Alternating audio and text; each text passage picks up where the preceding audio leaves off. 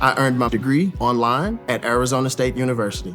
I chose to get my degree at ASU because I knew that I'd get a quality education, they were recognized for excellence, and that I would be prepared for the workforce upon graduating. To be associated with ASU, both as a student and alum, it makes me extremely proud, and having experienced the program, I know now that I'm set up for success. Learn more at asuonline.asu.edu. The Agile brand.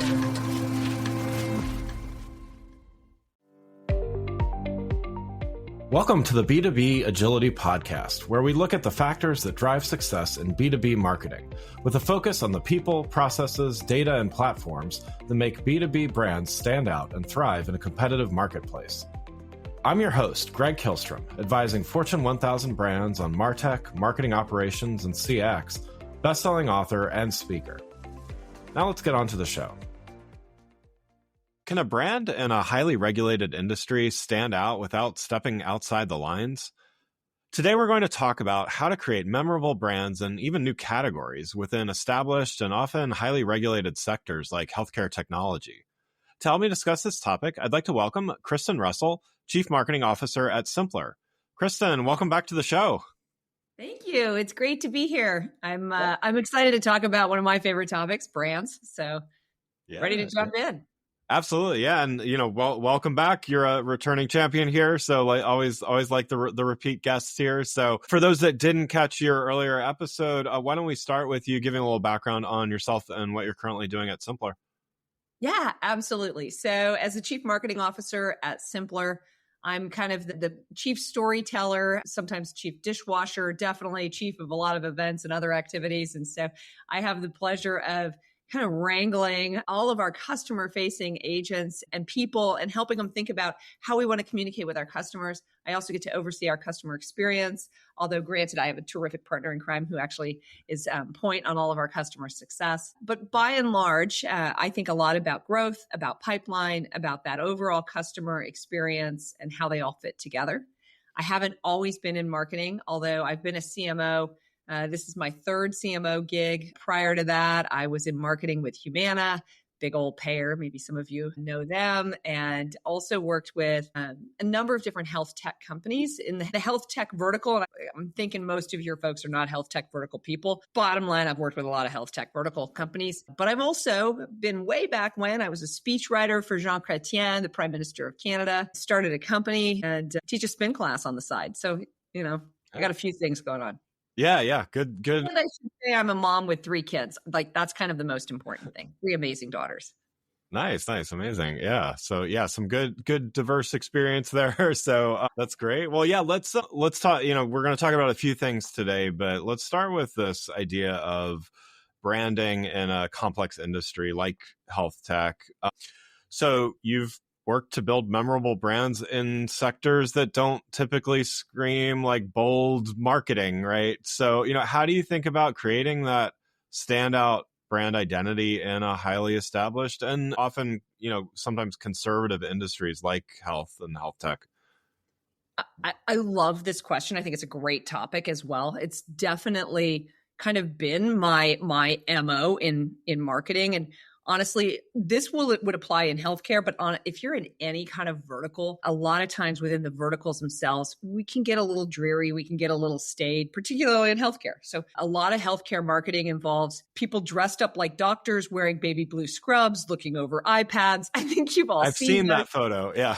It's like, it's all over the place. And the challenge you've got in healthcare of sort of like helping get your brand to stand out is actually, it's a relatively low bar. I don't want to knock all my competitors because it's not a low bar everywhere, but there's just some low hanging fruit there to be able to take advantage of and create a memorable brand experience, a unique brand experience that's going to resonate with your customers.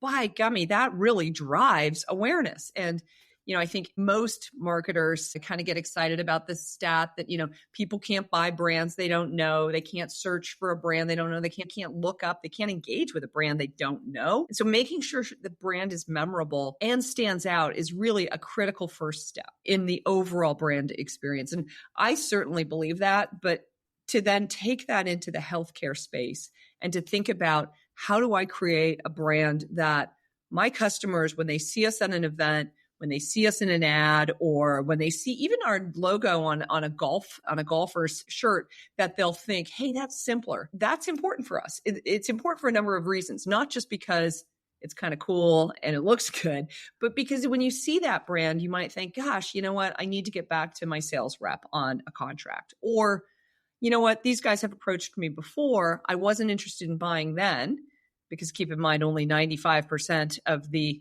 buying audience, they're all just looking. Only 5% are actually buying at any point in time. And so the ability to sort of be that memorable brand that will trigger, oh yeah, you know what? I do need to get back to these guys on that contract program, or on their spend, or on the workforce management scheduling tool that they approached me with 2 years ago. I remember that company. I remember that brand because it stood out. It was different. It was purple. It had a logo that sparked some interest. It spoke to me in a way that other brands don't. And that's really our goal here at Symplr. My goal in marketing is to create that memorable experience from a brand point of view. Yeah, yeah. And so, you've mentioned you've been part of some established brands like Humana and others, but you've also brought brands to market. And so, what whether it's opportunities or even some challenges or limitations, what have you encountered when trying to take a brand to market in a regulated industry like health?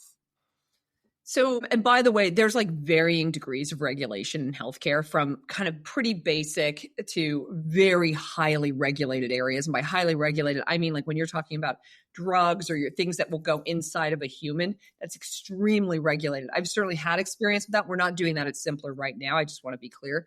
But the challenges you have when you are dealing with regulations is you've got to be really clear about what you're saying, how you're speaking about yourself, how you're talking about what you offer and what you don't, and calling out any discrepancies or nuances in the offer itself. But that doesn't preclude you from having a brand that is memorable, like I said, or a unique font, for example, or an interesting use of colors or pop, or applying things like waves and trees and different kind of unique photography to your collateral or to your brand experience. Nor does it mean that you can't think about how you want to resonate with the people who engage with those regulated items. And one of the things I think that happens a lot in healthcare or in any of these sort of more highly regulated brands is you come to work and you start thinking about the marketing campaigns and what I need to do to sell and engage with this company. And you forget that the company's just made up of a lot of people, and that those people go home at night and they take off their makeup and they have wrinkles and bad hair and all the other things that I'm like speaking for myself partially, but all the other things just make us human. They've got kids, so we're rounded humans. And one of the things we try to do at Symplr is in our marketing is speak to the whole human. So yes, we're talking to the buyer who has to make sure that we're dotting our I's and crossing our T's, and we're really clear in our value proposition and how we're messaging the efficacy of our products. But we're also recognizing that that person has a life and they're a unique individual. And so we want our marketing to wrap around them and kind of have other images that they're going to associate with that might just trigger them into thinking, oh, this is interesting. I see a resemblance here. I see myself in this product. Yeah. And I mean, that really mirrors, I think, an overall trend in B2B marketing in general is that, as you said, like we're all consumers when we go home at night or whatever, it's speaking to that. Is that a recent, in your experience, is that a relatively recent shift, or is that something, how have you kind of applied that with Symplr, and how do you kind of encourage your team to think that way as well? We've been laying the groundwork for this for some time. In fact, one of the things I did right away when I first came on board was kind of introduce this whole human approach to our marketing, and the fact that there are people behind these products. We've recently gone a step further, working with the product teams, with the sales team across the board. We've actually organized our products in terms of the humans that use them. So while previously we had a category of products, in our world we call it provider data management or workforce management, which I know to a lot of people on this call are like, please don't let her talk too much about her products. But we changed from kind of organizing around these very like categorical industry specific terms to aligning more to the people who use the product. So we've got a clinical product, like products that are aligned to clinical users and products that are aligned to administrative user or HR users. And that's actually helped mightily, because while we were starting to do this in marketing, it's one thing to do it in marketing. It's another thing to have your sales team showing up and being able to communicate and think about the fact that they are communicating with a clinical buyer with this set of products, or that your product team is building a series of products that are for a clinical user focused on with these needs. I mean, it's really, I think it's pretty spectacular that we're doing it company wide and it's not just a marketing initiative. And I would, anybody listening, to the degree that you can kind of get that alignment at the executive leadership team and start thinking about the humans that are using, engaging, selling, buying, for whom you're driving awareness, for whom will ultimately become advocates for those products, it makes a lot of sense to organize by those individual customer personas. Yeah. And I think the other thing you're touching on too is this is marketing, product, and sales alignment too, right? Would you say that that's part of the success of it? That's the holy grail. I mean, it's kind of like a good relationship. So like it's always ongoing. I would hate to say, oh yeah, we're perfect over here. I mean, we've got a lot of work. We're constantly working through this stuff, but yeah, definitely. I mean, the importance of that alignment shows up, to be honest, at the customer. So when the customer experience is a solid one, I think it's because marketing, sales, customer success, professional services, product, I mean, the whole organization is aligned around those needs. Yeah. Yeah.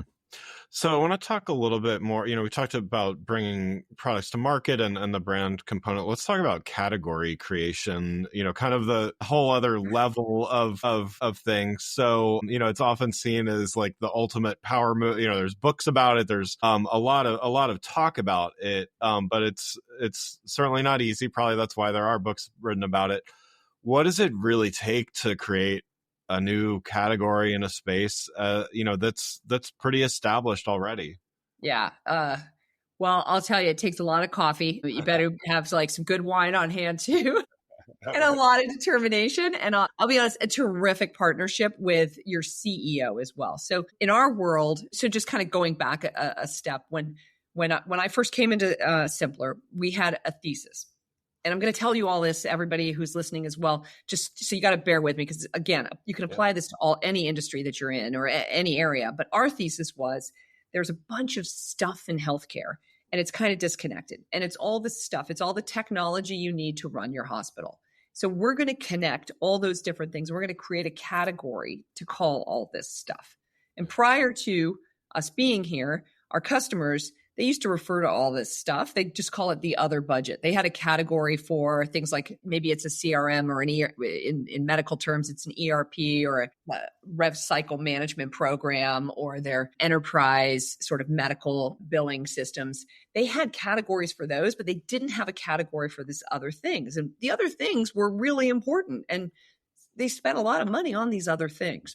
And so we felt like we needed to call this something, and we needed to call it something that would resonate with our customers. And so by doing that, that is the essence of a category. And so we set out on this mission to educate analysts, to educate the market, to create the name of the thing that we're healthcare operations is our category. We wanted healthcare operations analysts. We wanted or healthcare operations installers or healthcare operations managers. So people are actually becoming part of this category. We kind of wanted our competitors in this, like sort of a byproduct if you have a category. And I mean, right now I could say by all means we have a category because there's a lot of competitors who are saying, yes, we're healthcare operations. But the ability to sort of create it means you've got to take time. You've got to educate the market. You've got to educate those analysts. And that was an important one. So they'll start writing about it. They'll start supporting it. And it's the analysts that the customers are listening to. And they're also sort of, you can go out there and say, hey, we're a category, but you alone, you're still the vendor. You've got to have some of these other forces coming together. And so it was over a period of time. We were lucky. We had some early wins from the analyst community, recognizing Symplr and some of our moves in this space called healthcare operations. We also actively went out and got the analysts and shared our point of view and asked for their point of view, their partnership to think through what is this category missing and who else should be in it. What other, literally inviting competitors to the table to help us build this category. We were confident that our solutions were strong enough that we could lead in the category, that the way we were looking at it was the right way. But we wanted that validation, and we needed the competition as well at the table. And so those pieces started to build it. We partnered with our own learning and development team to help build out and the thinking around how we do our training, how we start to build sort of an expertise in this healthcare operations space. And to be honest, we're still doing that. That is work that, we'll continue to build programs that help build these healthcare operations people to support our work. Whether you're into just mascara and gloss or love playing with bold colors, we all have that one makeup essential. Mine? Thrive Cosmetics Liquid Lash Extensions Mascara. It gives the look of lash extensions without the glue or damage. The flake-free tubing formula defines from root to tip, no clumps or flakes, and comes off with warm water. It's vegan, cruelty-free, and gives back with every purchase. Beauty that works and makes a difference. Try your new trusty favorites with an exclusive set for our listeners. New customers can get the Liquid Lash Extensions Mascara and the mini-sized Brilliant Eye Brightener at a special set price with free shipping available at thrivecosmetics.com/beauty. Or save more with 20% off your first order at thrivecosmetics.com/beauty. That's Thrive Cosmetics, CAUSEMETICS.com/beauty for 20% off your first order. Yeah. So in doing this, I mean, as I mentioned, it's kind of the advice to startups and things of like, you got to create your own category. And, like there's a lot of advice out there to do this kind of thing.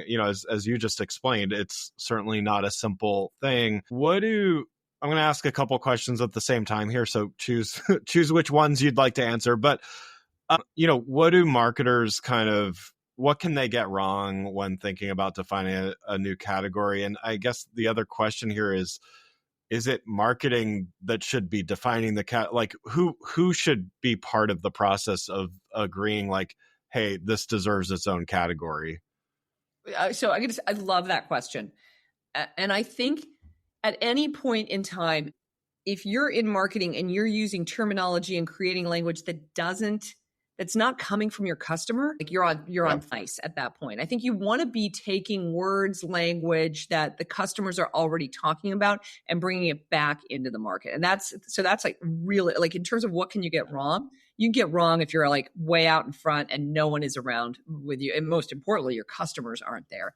We certainly listen to our customers. We test this with our customers.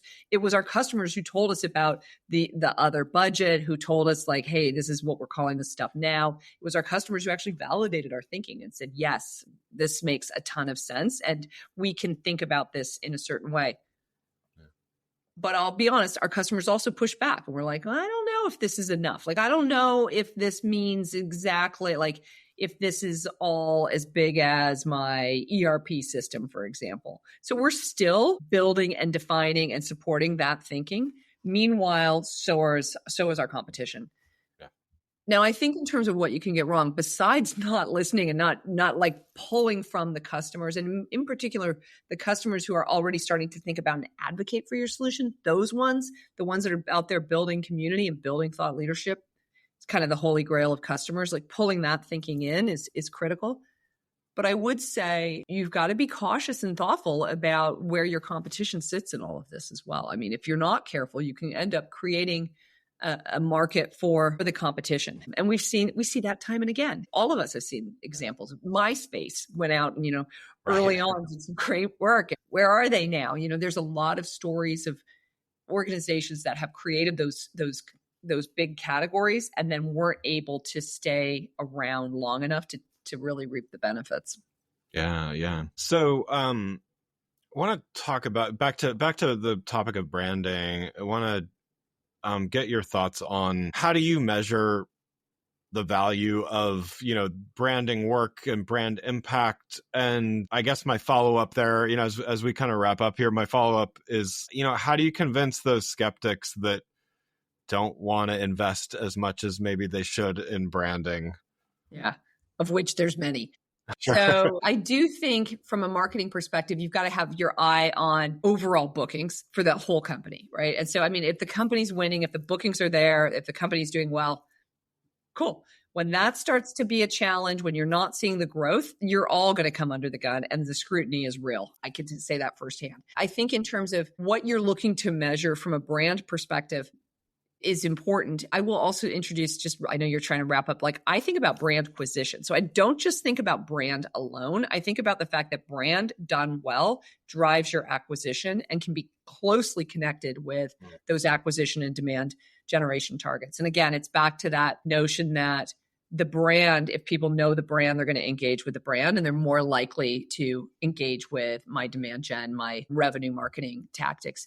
But in terms of like what we look at here at Symplr, we're kind of like, we're like scrappy, right? So we're all about, hey, I really hate putting a lot of money in a brand survey. If I can put that money in Google ads or something that's going to drive pipeline, I'm going to do that all day long. So our approach to measuring our brand, we look at things like customer perceptions. So the good old word clouds that you get free from like your social marketing. A lot of the social marketing tools have those included in them, or our PR agency will pull those for us. And so we'll get a sense of kind of our customer perceptions from that type of work. We also look at the competitive context. How is our brand stacking up against competitors? Again, here we're looking at things like our LinkedIn analytics, our LinkedIn metrics, social. We'll pull from Google as well as SEMrush just to get a sense of how are we stacking up. We look at category perception as well. Google Trends is a great tool. So again, like this is all kind of I'm giving you guys all my free secrets, but it's a way to kind of measure your overall brand perception without investing a ton of money, but get a sense of like who's searching for what and who else is in these categories. And the final one as well, particularly from our point of view, and for anyone who's been through a lot of different acquisitions, you've got a series of product brands that may or may not be associated with your master brand. And if they're not, you're going to want to measure those and be looking at, am I making the transition and the turn to move those brands over into my master brand? So we're looking at all of those different metrics kind of at a global level. And then ultimately, if our marketing is performing, if our marketing campaigns are doing well, we're going to take some credit on the brand side. And the last thing, most important from our perspective, is our share of voice. And so we do measure our share of voice pretty closely. We look at that relative to the competition. We want to be number one share of voice in our industry. And we are. I got to touch wood because we've been, the minute I say it, it's going to be like, but that's an important metric as well that you can't forget. Yeah, love it. Love it. Well, thanks again for joining and for, coming back on the show. One last question for you before we wrap up. What do you do to stay agile in your role, and how do you find a way to do it consistently? Well, actually just yesterday I was on a call with a bunch of CMOs. So I'm going to give a plug for this group. It's called CMO Huddles, but they basically, they put CMOs in groups based on the size of your organization. And it's almost like a 12-step AA program. Like you all get together and you talk about, what are you doing? How are you doing this? I mean, Drew Neeser coordinates and moderates for us, but it's super helpful because I'm actually hearing from the other CMOs. So yesterday, for example, I'm hearing from Jamie from DexCares telling me about what she's doing in her demand generation marketing. I'm like taking copious notes, whether it's Sitecore that's giving the update on this is the latest challenges we've had around whatever their regulations are, or what, they're seeing from a brand. Those, I think, are some of the ways, at least from my perspective, to stay super agile and on top of things. And then candidly, I still take a lot of vendor calls. So vendors call me. I want to understand what the technology is, what it does, how I can take advantage of it. I think staying on top of that helps a lot in terms of just making sure you're fresh and kind of aware of the industry trends. Yeah, love it. Yeah, Drew was actually a guest on the show a couple of years back. So yeah, small world, right? So is Sitecore, but yeah, that's perfect. There you go. Cool. Awesome. Well, thanks again for joining. I'd like to thank Kristin Russel, CMO of Symplr, for joining the show. You can learn more about Kristin and Symplr by following the links in the show notes. All right. Thanks again for listening to the B2B Agility Podcast. If you enjoyed the show, please take a minute to subscribe and leave us a rating so that others can find the show more easily. You can access more episodes of the show at www.b2bagility.com. That's B2Bagility.com. While you're there, check out my series of best-selling Agile brand guides covering a wide variety of marketing technology topics, or you can search for Greg Kihlstrom on Amazon. Until next time, stay focused and stay agile. The Agile brand.